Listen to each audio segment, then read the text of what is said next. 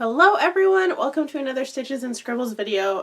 Today is going to be an odd one. As you can see in front of me, I have all these clear plastic bins, and the reason why I have these is because I am moving permanently eventually, but temporarily for now. I talked about it in one of my podcasts, but my husband and I are looking for a house and haven't quite found the perfect one yet. So we are going to be temporarily moving in with my parents while we continue to look, which actually works out great because we don't need to rush the moving process, end up with a house that we're like not really into because we have to be out before our lease. But that does mean that I have to pack up my home office, and most of that means packing up craft supplies. So I figured I'd kind of do a like sped up pack up my yarn with me video, but I wanted to talk a little bit about what my process is going to be first. So you can see some of these bins still have stuff in them that kind of needs to be organized, but my mom has actually set aside some space in their basement for me with like work tables, and I have all of these clear drawer units from when I was a teacher. I purchased these with my own money for my classroom to store board games. But I have them, and I figured they'd be a really good way to pack up yarn that I intend to use while I am there, with the idea that like probably most of my yarn is going to go into storage. I do have 5 of these drawer units, and each one has 3 drawers, so I should have plenty of space. Right now, some of them are in my closet being used for shoes, but I'm not going to be doing that at my parents' house. So we're going to start packing up yarn. I'm going to use some super sticky notes to label the outsides of the bins so that I can see from the outside what's in there, but let's go ahead and get started. Voiceover Erin here. I just wanted to give a little bit more information as I started to pack up my yarn. So first of all, realize that this might be a question. Super sticky notes, which I mentioned at the beginning, are sticky notes where instead of like the top little strip of the back is sticky, almost the whole thing is sticky, and I used those just because I knew that they would stay on better. The other thing to talk about is how I decided on my sections of yarn. I kind of just did this as I went through my collection, but I tried to prioritize my thinner yarns to take with me because at this point I thought that some of my yarn and craft supplies was going to go into the storage unit that we got, which ended up not happening, as you'll see at the end of the video. But I wanted to prioritize my lighter weight yarns because I knew that I would basically get more yardage in a box that way. And I also knew that I'd want to work on some lighter weight projects for over the summer. So you can see I packed up a lot of superfine and sock weight yarn, just because I knew that I'd get more time out of that yarn, if that makes sense. It would take me longer to get through a fine weight project than a bulky weight project. I also tried to not prioritize sweater quantities of yarn. These did end up sealed in a cardboard box that I took with me, but I do have several sweater quantities for my yarn and elected to not have those easily accessible, at least for over the summer, because I figured I wouldn't want to work on a big sweater over the summer. Um, these the clip at the beginning where I'm talking and where I'm filming now versus the end were filmed almost a month apart. So you might hear some of this repeated at the end or some of the things from the beginning repeated at the end. I did get a lot of yarn and a lot of craft supplies into these bins. I don't think I ended up showing every single one on camera, but I did show quite a few of them. The other thing I wanted to make sure that I brought, which I believe you just saw in the last box that I packed in this clip, was baby blanket yarn. I'm hoping to make a baby blanket for a friend who lives in France in the next couple months, so I made sure to bring those. The other thing that I made sure to bring is my cactus supplies, which was kind of an odd label for a yarn bin, but I have pieces ready to make cactuses for my spring and summer craft fairs, and actually you'll see a finished cactus on my shelf at the end of the video, so I did assemble the ones that I had in there, partially because I gave 2 of them as a gift. Some of the things that I found very difficult to pack were things like polyfill or stuffed animal filling, just because they take up a lot of space, but they're not very heavy. So I ended up, I believe, shoving most of the polyfill in a cardboard box as well. So that is actually something that is sealed up in the final video. In addition to prioritizing my fine and sock weight yarns, I also tried to prioritize some specialty yarns. So anything that was on the more expensive side that I'd be sadder about if it got destroyed, because again, I was thinking that some of this was going to be going into a storage unit, and while the storage unit we got is temperature controlled, you kind of never know, right? It's still a risk anyway, especially if it's in cardboard versus,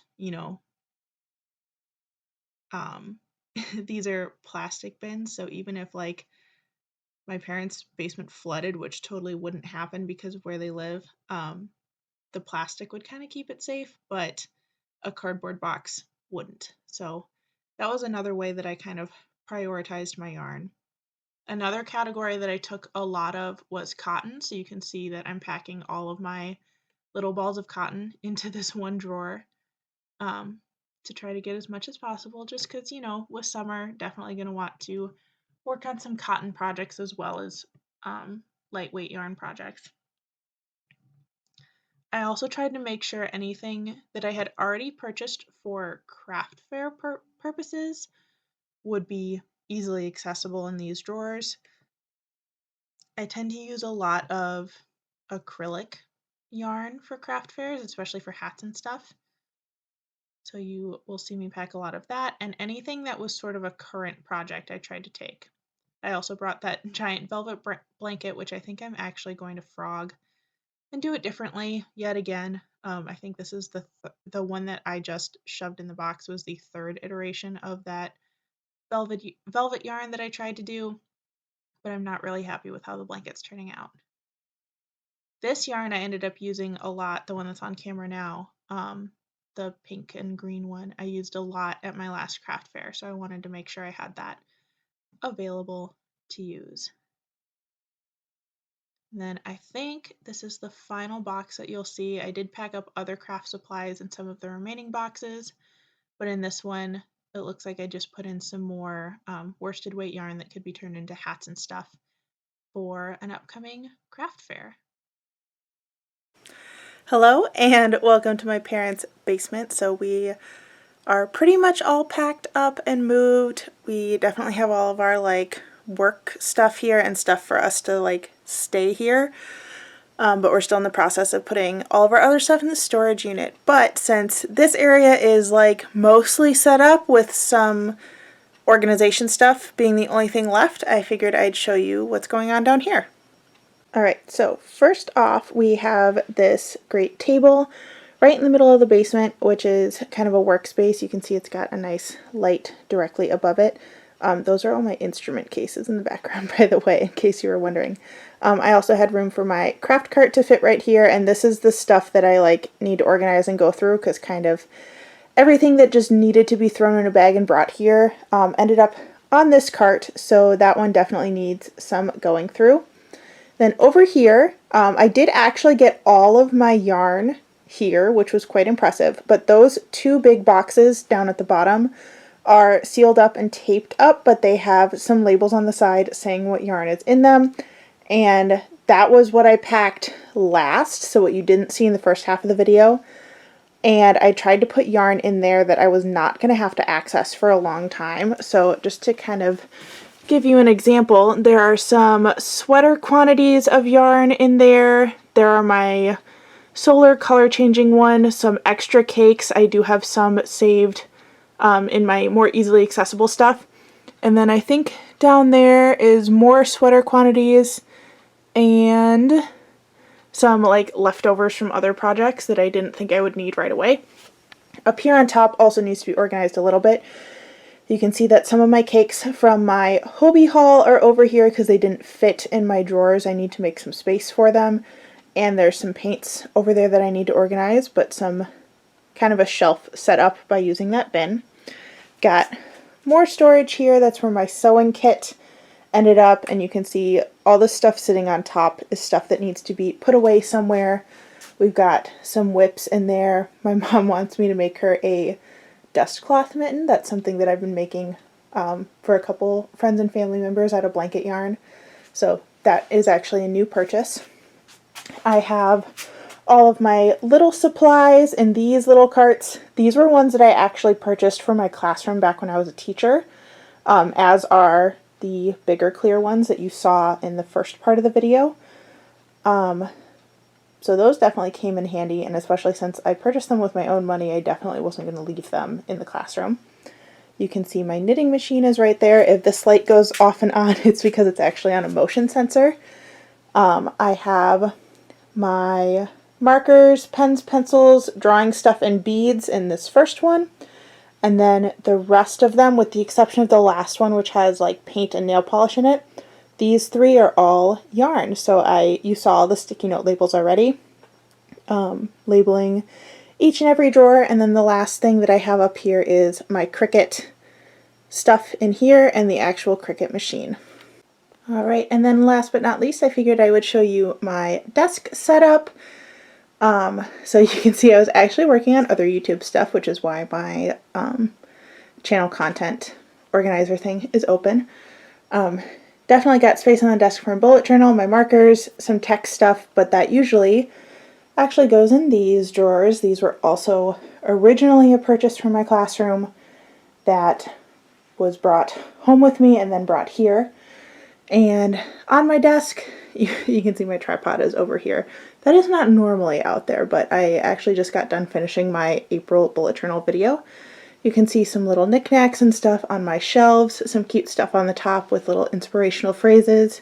Got my ukulele, and this is actually a non-electronic speaker, so you put your phone in there and the sound comes out your phone speakers and then out the little horn looking thing.